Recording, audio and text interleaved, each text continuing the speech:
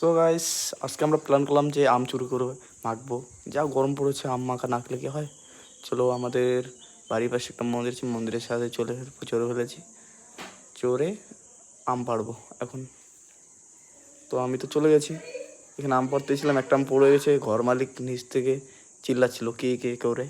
তো আমরা এদিকে সাইডে চলে আসলাম, আবার গেলাম আমি, গিয়ে একটা আম পাড়লাম। এখন আম মাখা এবার শুরু করব। আমটাকে ভালো করে ধুয়ে কেটে নিলাম। কেটে নেওয়ার পর আরও ভালো করে কাটতে লাগবে। দুটো আম কাটলাম, তারপর একটা কলা পাতা নিয়ে ভালো করে ধুয়ে নিলাম।